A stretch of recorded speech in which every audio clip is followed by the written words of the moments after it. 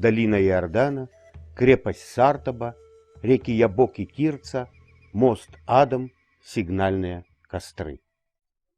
Слово Ирод давно уже стало нарицательным.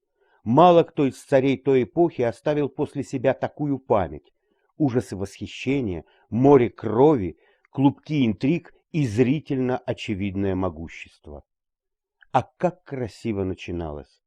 В 165 году до новой эры Иудея обрела независимость в результате восстания против греков. Восстание это называется Маковейскими войнами по имени 5 братьев Маковеев из древнего рода священников Хасмонеев. Победители немедленно занялись военным укреплением страны.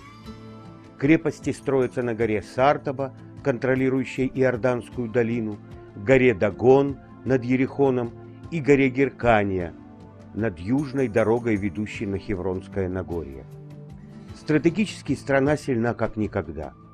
Вот только внутреннее единство правящая династия сохранить не смогла. Страна погрязает в борьбе между наследниками и претендентами на престол. В 63 году до нашей эры в династический спор вмешиваются римские легионы, и страна постепенно теряет независимость, продлившуюся чуть более 100 лет. Завоеватели разрушают все хасмонейские крепости, символы независимости и надежды на ее восстановление. Иудеев обкладывают тяжелой данью, а затем назначают царьков, назначают тех, кто лоялен Риму, даже если он не может быть царем по иудейским законам. Первым из таких царей стал знаменитый Ирод, точнее Ирод Великий, основатель династии Иродов.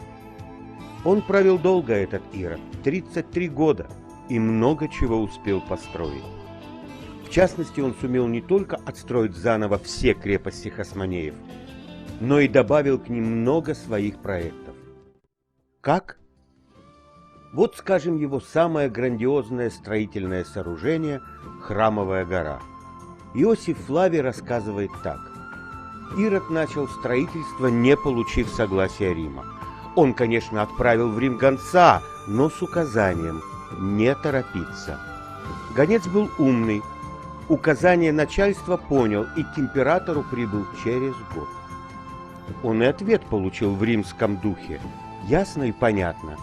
Если не начал строительство, не начинай. Если начал, ломай. Но указание-то гонец понял тоже хорошо. Так что обратная дорога заняла у него еще год.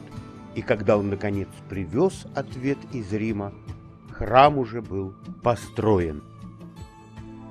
Вот так раз за разом и поступал Ирод. Строил много и с размахом, но соблюдал правила игры в лояльность великому Риму.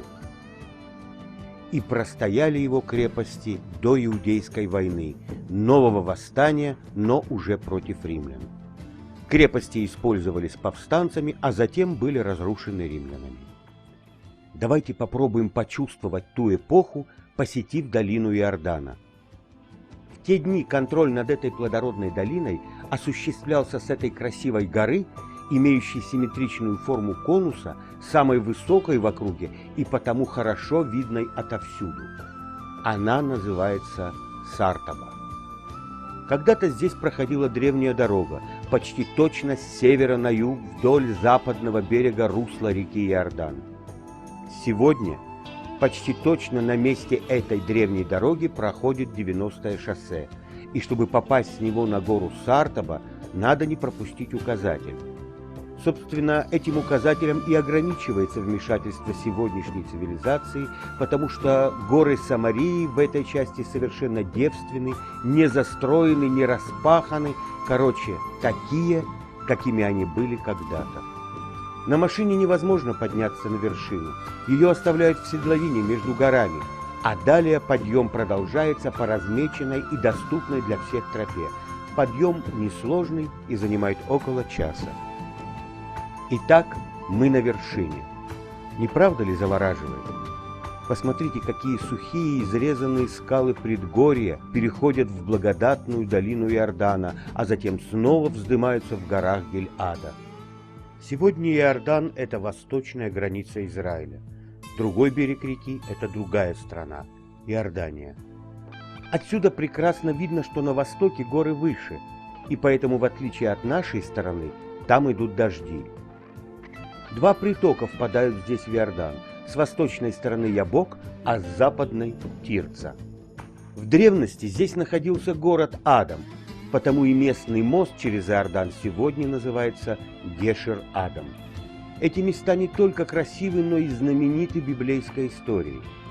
Именно при переходе через Ябок Яков получает новое имя Израиль, которым называется и сегодня наш народ и наша страна. Здесь же рядом Суккот, где когда-то раскинул шатры и поселился Яков, и где, скорее всего, был зачат его младший сын Биньямин. Именно в этом районе евреи под предводительством Иисуса Навина перешли Иордан посуху, когда произошло чудо, воды Иордана остановились, то есть вся вода ниже Адама убежала в Мертвое море, и дно реки оголилось на несколько километров. Ирод построил здесь крепость Сартопа. В Иудейскую войну Сартопа была разрушена римлянами и более не восстанавливалась. В Талмуде написано, что эта гора была одной из вершин телеграфной цепи, на которой зажигали сигнальный костер, чтобы передавать сообщения из Иерусалима в вавилонскую диаспору. На склонах Сартопа и сегодня есть много руин. Не будем винить в разрушениях одних римлян. Они, конечно, постарались, но и землетрясения делали свое дело. На вершине каменные блоки бывшего дворца Хасмонеев, а чуть ниже, на восточном склоне горы, руины дворца Ирода. Местами сохранились остатки пола, ступени на следующий этаж. Кстати, излюбленная форма угловых колонн Ирода имеет в сечении форму сердца. Такие же разбитые сердца были найдены и в Геркании.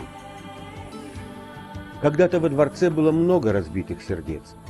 Сегодня осталось много тайн, поскольку здесь не велись археологические раскопки.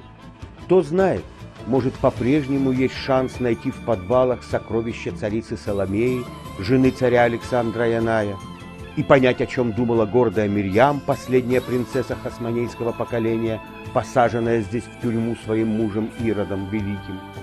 Может быть, она вспоминала то время, когда Ирод и ей, и ее матери казался спасителем. Или наоборот, поглощенная ненавистью и презрением к мужу, она недоумевала, как же этот безродный выскочка всех перехитрил. О, ей было о чем вспоминать, но недолго. Ирод убил и ее, единственно по-настоящему любимого им человека, убил из ревности, а потом совсем потерял голову, не хоронил ее несколько лет. То ли надеялся на чудо, то ли Ирод не мог с ней расстаться. После Мирьям остались два сына красавца, но и их Ирод велел задушить и похоронить в крепости. Где этот фамильный склеп, археологам пока неведомо. Что-то все это напоминает. Может, лондонский Тауэр?